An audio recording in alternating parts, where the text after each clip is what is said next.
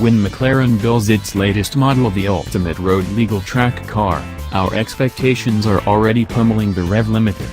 When they name it after a Formula One triple world champion deified for his car control and racing instinct, well, the pistons are practically bursting through the block. Today, we're at Silverstone to drive the Mclaren Senna to figure out if this $958,966 track toy can live up to those heady expectations and justify the price. Your heart rate spikes just reading the specs: 789 horsepower, 590 pounds-to-foot, 1,764 pounds of downforce at 155 miles per hour and a lightest dry weight of 2,641 pounds. Flatten the accelerator from rest and you hit 60 miles per hour in 2.7 seconds, 124 miles per hour in 6.8, blow through the quarter mile in 9.9 and reach 186 miles per hour in 17.5. Seriously.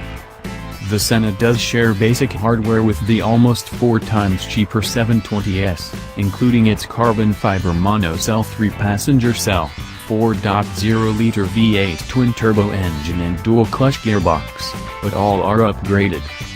We are not driving the production car. This is a verification prototype, the final sign-off before 500 production cars roll down the McLaren Technology Center line. But vehicle line director Andy Palmer says it is fully representative in terms of chassis and powertrain. Unfortunately, it's also fully representative in terms of design. Parked in the Silverstone pits, the Senna looks more like a full-size Lego replica of a McLaren than a real one. The front overhang is in a different time zone than the front axle, boxy side air intakes jar against the teardrop glasshouse and the rear wing would risk ridicule at SEMA. McLaren calls it brutal. The logical output of punching form follows function into its supercomputer and seeing what happens. Somehow it looks less awkward in the carbon flesh than it does in photos, but the P1 Hypercar channels its brutal functionality in a much more stirring way. Behind the wheel, though, who cares, right? The Senna's dihedral door floats open, the carbon structure weighs just 21.8 pounds, and takes a chunk of the roof in the process, so it's easy to climb over the carbon sill and into the cockpit wearing a helmet. The carbon fiber seat is canted back like a race car and weighs just 7.4 pounds, taking the P, N and D controls for the transmission with it as it slides back and forth. The seat is snugly comfortable and the driving position is excellent. There's an airiness and comfort to this cabin that calms your nerves, though it'd be a lie to say I'm not apprehensive. The steering's perfect precision. It's light and fast enough to make those early interactions feel effortless and put you firmly in control, but weighty enough to provide meat to work against and render your subtlest inputs in minute detail. Accelerate and the throttle fizzes with energy and response. Somehow this engine seems less boosty than other McLarens, all of which use different twists on the same V8 theme. It's more progressive in its delivery, perhaps because it's propelling less mass.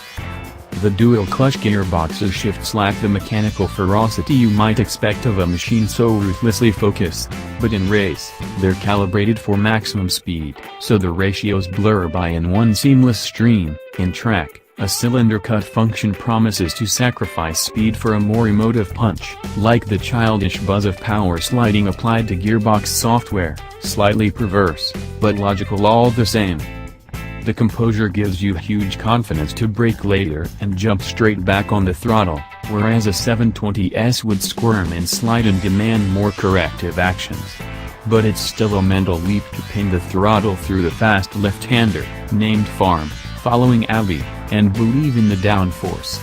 It's like those team-building exercises where you fall back and trust your colleagues to catch you. In the first laps, I can't do it.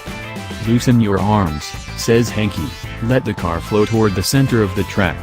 When I eventually disconnect my brain and follow instructions, the sensation of lateral g-force rushing to my right like a tidal wave as free fall speed swirls the Senna forward is pretty overwhelming. I can't help but shout woo-oo-oo-oo into the intercom at Henke all the way through the turn. The Senna is equally woo-oo-oo-oo through slower corners. Stand hard on the 15-inch, 390mm, same size all round, unusually, carbon ceramic brakes, and they stop the Senna faster than a prosthetic Japanese chicane. The pedal bites instantly, there's meaty pressure to work against, but it's not dead like some race car pedals. You can modulate and really feel what's going on.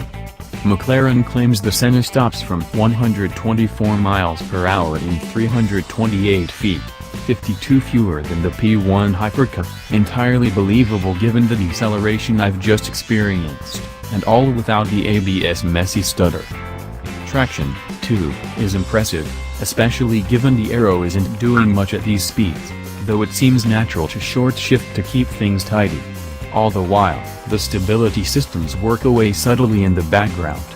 When Hanky finally gets me to go as hard as I can through the fast left-hander at farm, it logically follows I'm super late on the brakes for the tight right at village. I brake heavily through the apex and the Senna oversteers with the clawy grip of a cat dragged from the sofa. I wind on corrective lock and I swear the stability systems do nothing at all. On a steady throttle at high speeds and low, you also feel some safety understeer creeping without intervention when you nudge the limits. The systems are more proactive at quelling wheel spin than yaw. Thanks for watching.